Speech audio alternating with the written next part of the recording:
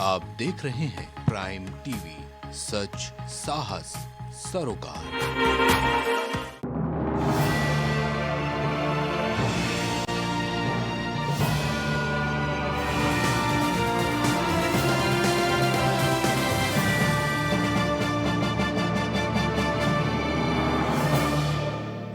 नमस्कार, मैं हूं किरण। आप देख रहे हैं प्राइम टीवी। स्वागत है आपका प्राइम उत्तर प्रदेश में।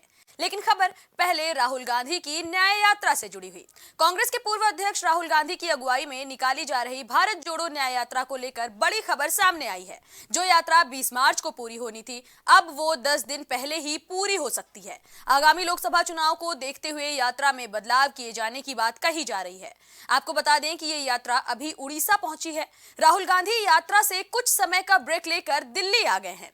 जानकारी मिली है कि राहुल गांधी के नेतृत्व में कांग्रेस की भारत जोड़ो न्याय यात्रा आने वाली 16 फरवरी को चंदौली के रास्ते उत्तर प्रदेश में दाखिल होने वाली है। ये यात्रा उत्तर प्रदेश में करीब 11 दिन तक चलनी थी। 20 जिलों को राहुल कवर करने वाले थे, लेकिन अब बताया जा रहा है कि यूपी में राहुल गांधी की ये यात्रा 11 दिन नहीं बल्कि सिर्फ 6 से 7 दिन ही रुकेगी। सपा के राष्ट्रीय अध्यक्ष अखिलेश यादव भी रायबरेली में इस यात्रा में शामिल होंगे। आपको बता दें कि राहुल गांधी की ये यात्रा 14 जनवरी को मणिपुर से शुरू हुई थी।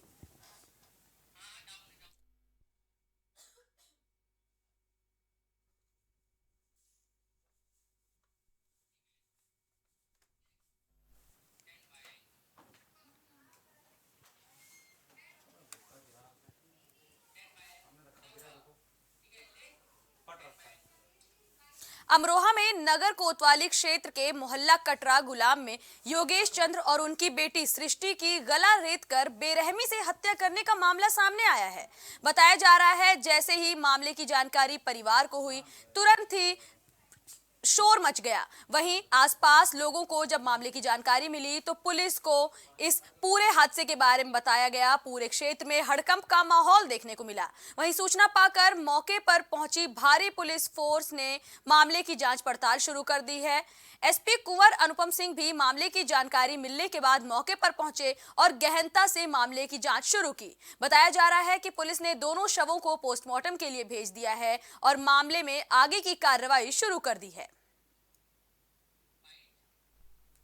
अमरोहा नगर थाना क्षेत्र में आज सुबह पिता और पुत्री एक घर में मृत अवस्था में मिले थे। मौके पे पहुंच के शवों का पंचनामा करके उन्हें पोस्टमार्टम के लिए भेजा गया है। पूरे प्रकरण की जांच कर रहे हैं। शीघ्र ही घटना का अनावरण किया जाएगा। सर, कुछ प्रथम दृष्टया वो लग रहा है कि इनका कुछ घर वालों ने काफ़ी महत्वपूर्ण जानकारियां दी हैं। घर के अन्य जो सदस्य हैं, और घटना का बहुत तेजी से अनावरण किया जाएगा। अभी 2 लोगों की व्यापारी नेता थे, योगेश चंद्र सर्राफ, जो कि रिश्ते में मेरे चचेरे चाचा भी थे, वो और उनकी बेटी सृष्टि अग्रवाल, दोनों को आज सुबह पता चला कि मर्डर हो गया है। जैसी सूचना मिली, सब व्यापारी लोग और अग्रवाल समाज के लोग यहाँ पर इकट्ठा हुए। पुलिस भी मौके पर हमसे पहले मौजूद थी और प्रथम दृष्टया में तो ये लग रहा है कि इनका मर्डर किया गया है।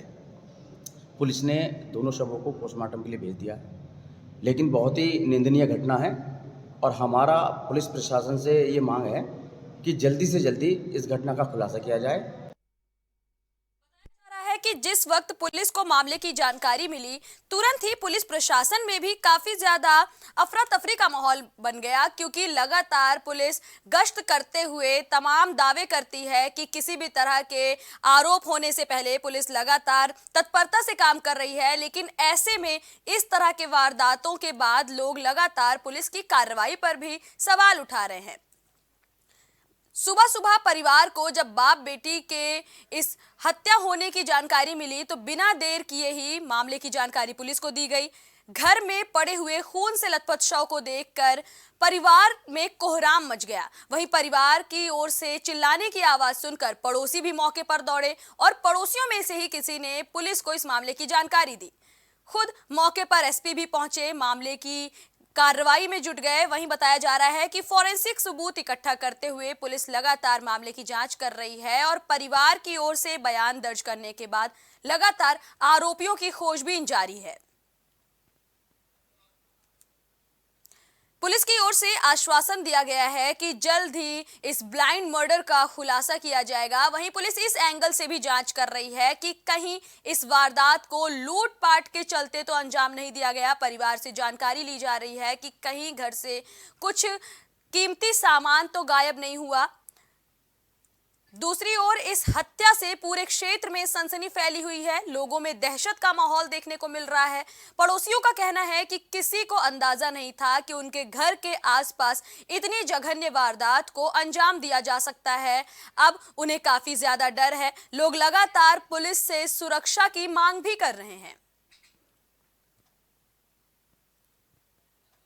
इस मामले की वजह से एक बार फिर से पुलिस प्रशासन काफी ज्यादा तेजी से काम कर रहा है। पुलिस के लिए भी ये मामला काफी चुनौती भरा है, क्योंकि घर के अंदर घुसकर जिस तरह से बाप बेटी की हत्या की गई है, पुलिस इस मामले में हर एंगल से जांच कर रही है। परिवार वालों से भी पूछताछ जारी है, वहीं पड़ोसियों से भी पुलिस लगातार पूछताछ कर रही है। पुलिस इस मामले में पारिवारिक माहौल जानने की भी कोशिश कर रही है। पुलिस का कहना है कि हर एंगल से मामले की जांच करते हुए जल्द से जल्द मामले का खुलासा किया जाएगा और आरोपी पुलिस की गिरफ्त में होंगे। खबर से जुड़ी अपडेट लेकर हमारे सहयोगी इरशाद अहमद हमारे साथ जुड़ रहे हैं। इरशाद, क्या अभी तक पुलिस ने इस मामले में किसी की गिरफ्तारी की है?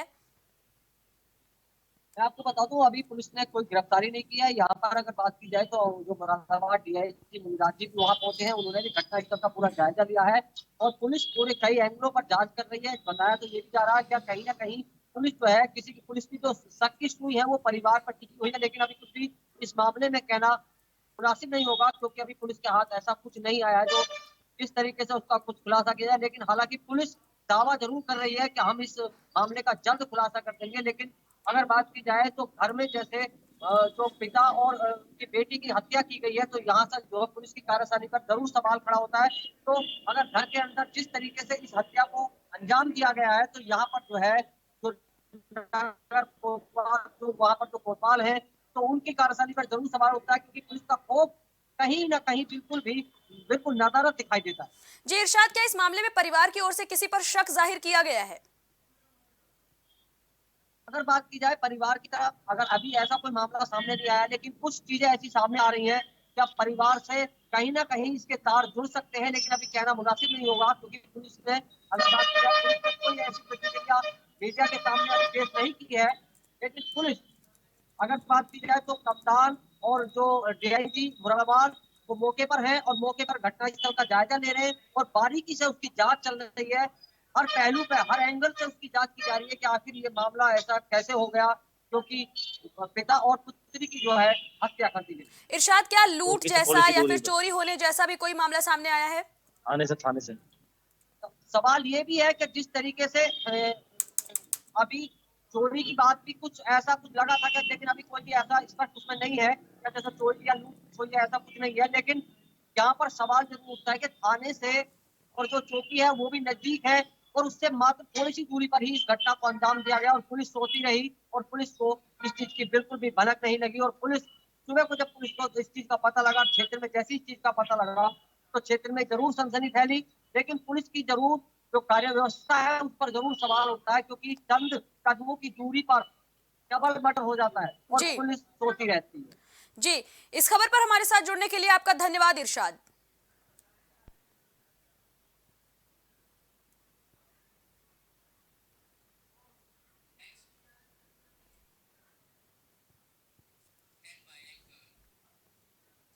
सीतापुर में समाजवादी पार्टी के लोकसभा प्रत्याशी आनंद भदौरिया ने महोली विधानसभा में कार्यकर्ता सम्मेलन का आयोजन किया। इस दौरान सपा के राष्ट्रीय सचिव जयशंकर पांडे मुख्य अतिथि के रूप में कार्यक्रम में शिरकत करने पहुंचे। सम्मेलन में कार्यकर्ताओं को संबोधित करते हुए उन्होंने कहा कि राष्ट्रीय सचिव जयशंकर पांडे इस दौरान ये कहते नजर आए कि पूरा देश भाजपा सरकार का सताया हुआ है और परिवर्तन की लहर चल रही है, जिसका फायदा इस बार लोकसभा चुनाव में सपा को मिलने वाला है। इसके अलावा सपा राष्ट्रीय सचिव ने यह भी कहा कि मोदी सरकार ने देश की जनता के साथ छल किया है, मंदिर मस्जिद के नाम पर आपसी भाईचारे को तोड़ने का काम किया है। इस मौके पर पूर्व चेयरमैन दिनेश गुप्ता टीटू और महोली विधानसभा अध्यक्ष रमेश शुक्ला सहित तमाम कार्यकर्ता मौजूद रहे।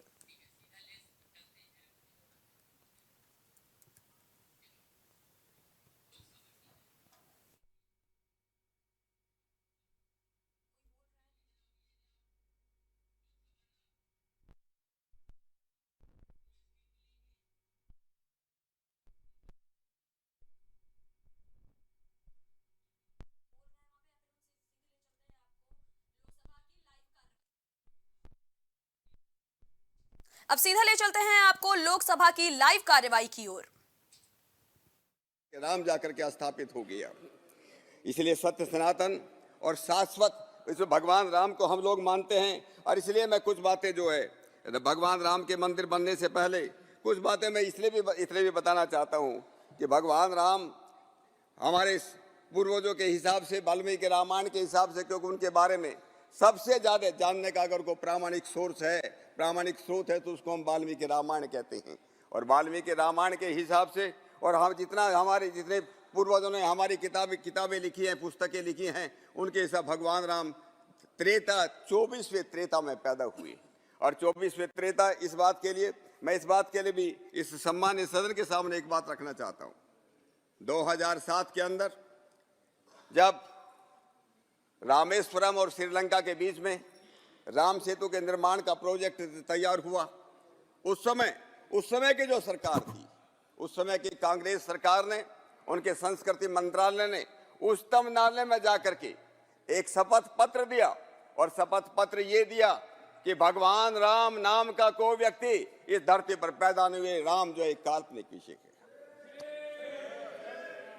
वाल्मीकि रामायण ने कहा है, यतो धर्म है ततो राम है, यतो राम है ततो धर्म है, जहाँ राम है वहाँ धर्म है। और साथ साथ में भगवान व्यास ने यह भी कहा था, धर्मो रक्षित है हतो धर्मो हतो हंतु, जहाँ जो धर्म के हाना करता है, धर्म की हत्या करता है, उनकी हत्या हो जाती है, और जो धर्म की रक्षा करते हैं उनकी रक्षा होती है।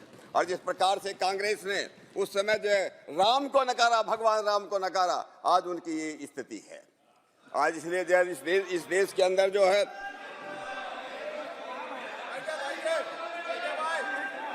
मैं चेक कर लूंगा, उस मैं समय चेक कर लूंगा। क्योंकि भगवान राम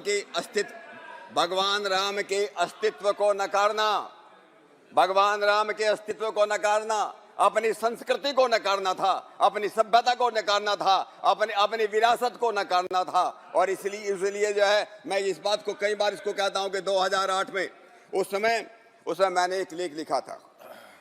जो लोग ये कहते कि भगवान राम कभी भी इस धरती पर पैदा नहीं हुआ, उस समय मैंने 20 सवाल लिखे थे। और दुनिया के जो इतिहासकार हैं, जो अपने को आर्कियोलॉजिस्ट कहते हैं, जो पुरातत्ववादी कहते हैं, जो ये कहते हैं कि भगवान राम कभी पैदा नहीं हुआ, उनके सामने मैं चैलेंज किया था, इन सवालों का जवाब दो, एक भी सवाल का जवाब दो कि भगवान राम इस धरती पर पैदा नहीं हुए। लेकिन सौभाग्य की बात यह है कि लगभग 15 वर्षों के अंदर दुनिया के अंदर किसी भी इतिहासकार ने आज तक मेरे उस लेख का, जिनको पढ़ना है वो पढ़ सकते हैं, proving the historicity of Lord Ram, ये rediff.com ने उसमें पब्लिश किया था कि उसके एक भी, इसलिए भगवान राम त्रेता युग के अंदर पैदा हुए। भगवान राम ने जो हमारे सामने जो आदर्श उपस्थित किया, भगवान राम ने जिस प्रकार से राम राज्य की जिस प्रकार से स्थापना की, जिस राम राज्य के बारे में आज़ादी के आंदोलन में महात्मा गांधी जी कहते थे, आजाद भारत में जो राज्य होगा, आजाद भारत में राम राज्य होगा। और उस राम राज्य की विशेषता क्या थी? रामचरितमानस में गोस्वामी तुलसीदास लिखते हैं, दाहेक दैविक भौतिक तापा, राम राज कहू नहीं व्यापा। उस राम राज के अंदर किसी भी प्रकार की बीमारी नहीं थी, किसी भी प्रकार के कोई रोग नहीं थे, सब जन करें परस्पर प्रीति, सब लोग जो आपस में प्रेम से रहते थे, चले स्वधर्म निरत श्रुति नीति, वेद की आज्ञा के आधार पर उनके आदर्श को उसमें चलते थे।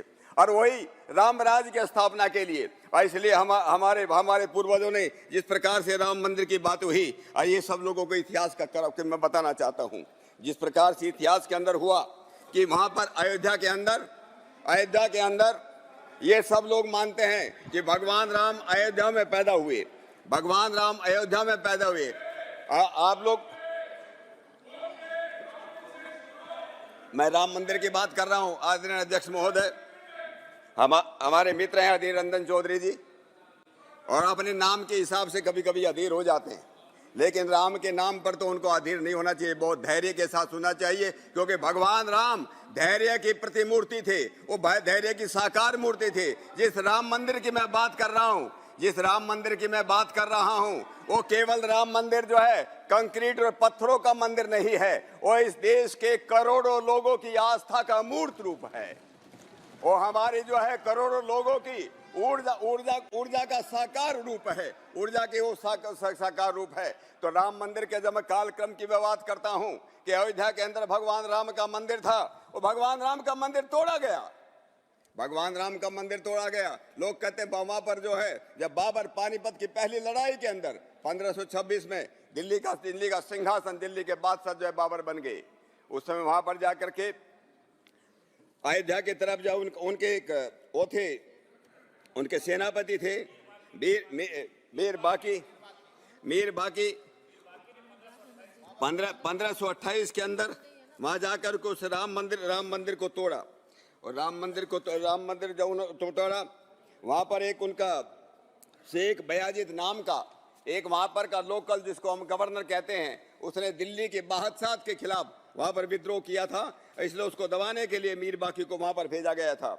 और ये इतिहास इस बात का गवाह है, इतिहास इस बात का गवाह है कि वहां पर मंदिर था। ये ASI ने, आर्कियोलॉजिकल सर्वे ऑफ इंडिया ने, कोर्ट के आदेश के अनुसार वहां पर जिस प्रकार से सर्वे किया, 2003 में जिस प्रकार से सर्वे हुआ। लेकिन उससे पहले मैं कहना चाहता हूं कि 1528 से लेकर के जब तक राम मंदिर वहां पर पुनः बना, जब उस राम मंदिर की एक ईंट तोड़ी गई, उसी दिन से इस देश के लाखों करोड़ों लोगों ने यह भी निर्णय किया था कि पुनः हम वहीं पर राम मंदिर बनाएंगे। और इसलिए पिछले लगभग 500 वर्षों का जो इतिहास रहा, 500 वर्षों का इतना लंबा संघर्ष का इतिहास, वो बलिदानों का इतिहास, किसी ने हिसाब लगाया है कि उसमें राम मंदिर के उसमें वहां पर जो संघर्ष चले, जो दंगे चले, उसमें लगभग 1,74,000 लोग उसके अंदर मारे गए।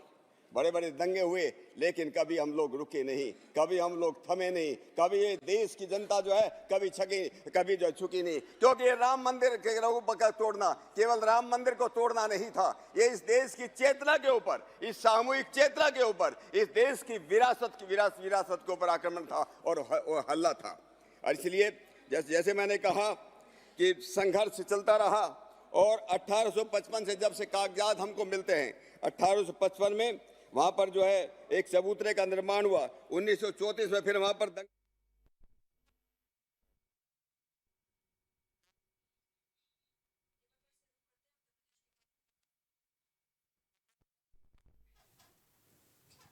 एक बार फिर से रुख करते हैं उत्तर प्रदेश की खबरों की ओर, जहां फिरोजाबाद में शिकोहाबाद के मोहल्ला बोझिया में प्रेमिका के घर मिलने पहुंचे प्रेमी को परिजनों ने पकड़ लिया। बताया जा रहा है कि प्रेमी को इस दौरान प्रेमिका के घर पहुंचना काफी ज्यादा भारी पड़ गया। वहीं ये भी बात निकलकर सामने आई है कि खुद प्रेमिका ने ही अपने प्रेमी को घर पर फोन करके बुलाया था, जिसके बाद परिजनों ने अपनी बेटी के प्रेमी को पकड़कर बुरी तरह पीटा। जानकारी के मुताबिक मोहल्ला बोझिया में एक युवती के पड़ोसी युवक से प्रेम संबंध थे। परिजनों ने प्रेमी को अपने घर में देखा तो उन्हें काफी ज्यादा गुस्सा आया और उन्होंने उसे पकड़कर बुरी तरह पीटा। वहीं यह भी बताया जा रहा है कि परिजनों ने प्रेमी के घर पर पत्थर भी फेंके, वहीं दोनों के बीच जमकर मारपीट भी हुई। पीड़ित परिवार ने थाने में पहुंचकर पुलिस से मदद की गुहार लगाई है। बताया जा रहा है कि युवक अपने परिवार के साथ थाने पहुंचा, वहीं प्रेमिका ने खुद वीडियो बनाकर अपने जरिए परिवार से जान को खतरा बताने की बात कही है। मैं लड़की ने फोन करके बुलाया था, तो हम गए उसके घर पे, तो लड़की के घर वालों ने मारा है, उसे अंदर कमरे में बंद कर दिया और मुझे मारा है बहुत। क्या लड़की से तुम्हारे प्रेम संबंध थे क्या थे? तो क्या बात हुई, क्या घर वाले क्या कह रहे थे? घर वालों ने मारा लड़की को, अंदर कमरे में बंद कर दिया, फिर मुझे मारा। अच्छा, कितने साल से तुम्हारे प्रेम संबंध थे लड़की से? 1 साल से। सुषमा, क्या हुआ है? सुबह सुबह आए हैं और घर पे आके ईंट पत्थर फेंके, लाठी डंडा लेके घर में घुस गए, मारपीट करी सब लोग। अच्छा, किसने की है? विदेश के सब घर के लोग। क्या बात थी, क्यों ऐसा किया? अरे वो मैटर था, वो कल तो शांत हो गया था, कोई बात ही नहीं है। आज तो सुबह सब पीछे पड़ गए हैं और घर पे ना तो जाने दे रहे हैं, ना मारपीट कर रहे हैं, बहुत दिन आराम कर रहे हैं। पुलिस को आपने सूचना दी थी? सूचना दी थी, पर कल दी थी तो कल कोई गया नहीं। आज सुबह गए थे तो अभी बस घूम के आ गए हैं, अभी तो कुछ बताया नहीं, कह रहे हैं एप्लीकेशन लिखवाओ। आगरा में जिलाधिकारी भानुचंद्र गोस्वामी से खंड विकास अधिकारी पर अभद्रता करने का आरोप लगा है। बताया जा रहा है कि खंड विकास अधिकारी अनिरुद्ध चौहान के खिलाफ इस मामले में मुकदमा भी दर्ज किया गया है। वहीं ये भी खबर निकलकर सामने आई है कि जिलाधिकारी से मारपीट और सरकारी काम में बाधा डालने के मामले में मुकदमा दर्ज किया गया है।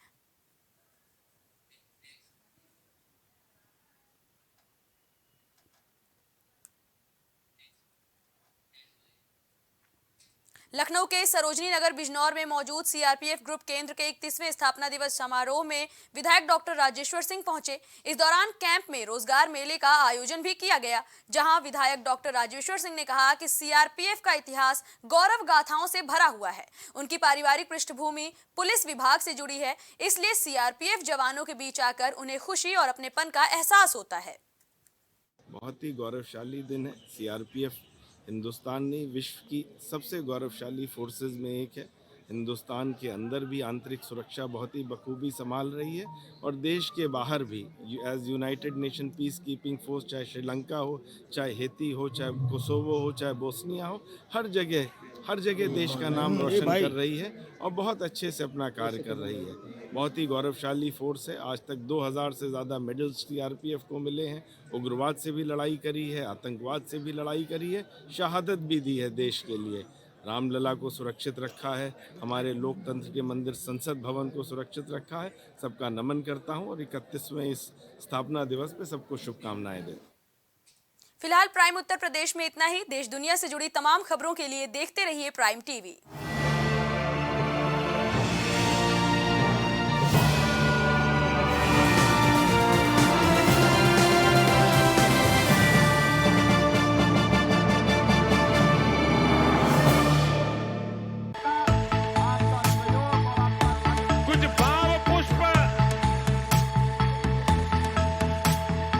आप देख रहे हैं प्राइम टीवी, सच साहस सरोकार। प्रधानमंत्री श्री नरेंद्र मोदी का संकल्प है कि देश का हर नागरिक पोषित, सशक्त और समर्थ बने। जब पूरा विश्व इस सदी की सबसे बड़ी महामारी कोविड-19 से जूझ रहा था, उस दौरान प्रधानमंत्री श्री नरेंद्र मोदी जी के नेतृत्व में भारत सरकार ने प्रधानमंत्री गरीब कल्याण अन्न योजना का संचालन कर देश के गरीबों की खाद्य सुरक्षा सुनिश्चित की। इसी संवेदनशीलता को जारी रखते हुए आज 80 करोड़ से भी ज्यादा लोगों को मुफ्त अनाज दिया जा रहा है। सभी को अनाज, पोषित समाज।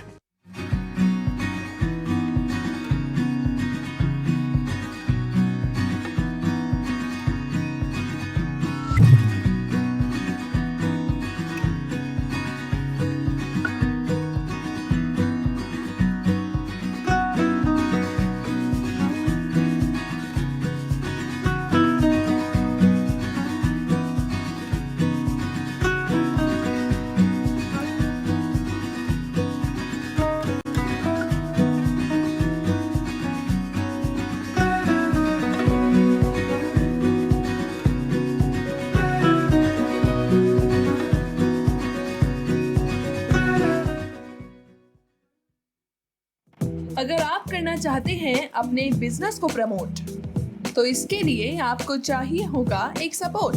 बेहतर स्क्रिप्ट, शानदार ग्राफिक्स, बेहतर विजुअल, दिखाएंगे कमाल, जानकारी पहुंचेगी जन जन तक, आपका काम करेगा धमाल। इन सभी चीजों के लिए अब ना हो परेशान। Brand promotion, motion designing and video editing, 2D और 3D animation, television telecasting, social media works, script writing जैसे कामों के लिए आज ही कांटेक्ट करें 9267925186 पर। इसी के साथ ही आप हमें जीमेल भी कर सकते हैं vikasproduction.gfx@gmail.com पर।